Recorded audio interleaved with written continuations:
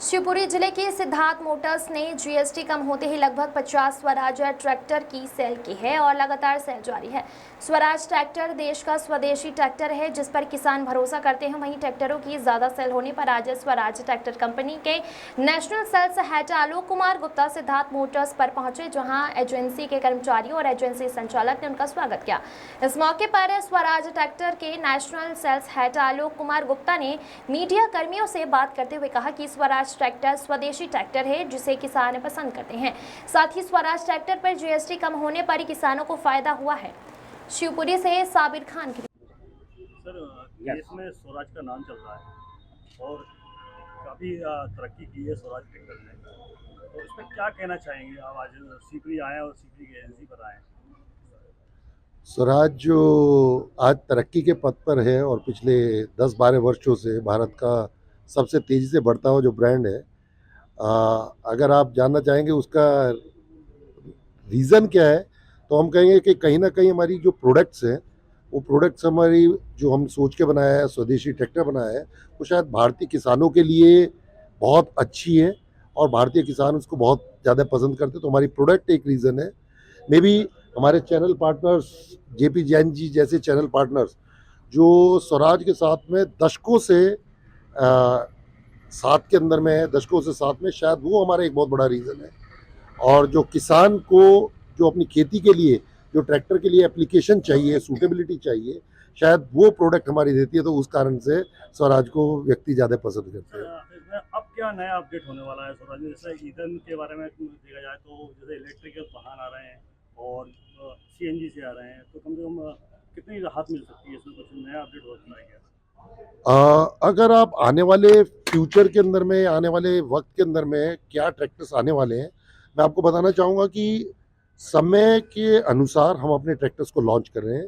अगर आपने देखा होगा, हमने पिछले से पिछले वर्ष टारगेट एक लॉन्च किया, फिर उसके बाद में नया स्वराज लॉन्च किया 40 to 50 एचपी के अंदर में।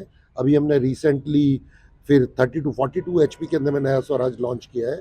हम कंटिन्यूस प्रोडक्ट्स को लॉन्च कर रहे हैं एज पर मार्केट रिक्वायरमेंट।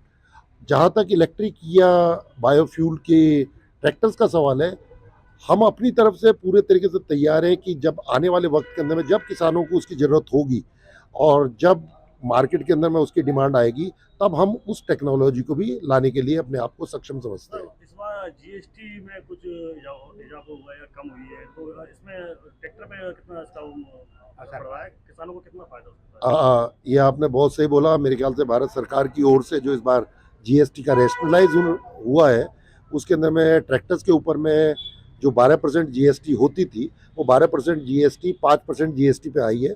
और 22 सितंबर से, जो पहले नवरात्रि का दिन था, उस दिन से जीएसटी के अंदर में लगभग 7% की कटत हुई है, जो कि बेसिक जो प्राइस होता है उसके ऊपर में 7% की कम हुआ है।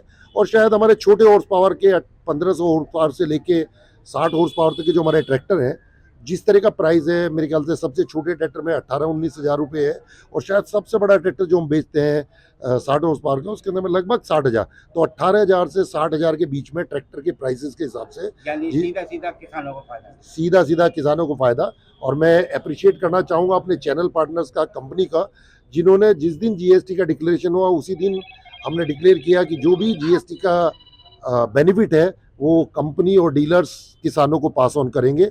और 22 सितंबर के बाद में आपने देखा होगा सभी किसानों को हमारे चैनल पार्टनर्स और कंपनी ने जीएसटी का बेनिफिट पास ऑन किया।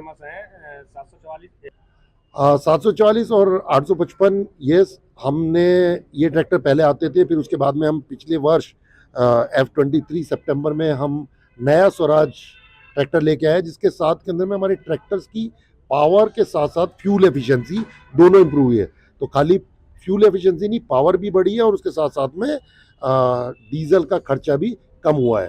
तो अब हमारे जो इंजन्स हैं, वे हमारे लेटेस्ट इंजन्स हैं इन ट्रैक्टर्स के अंदर में, जो किसान को फ्यूल की और मेंटेनेंस की बचत बहुत अच्छी दे रहे हैं विज़ पास्ट।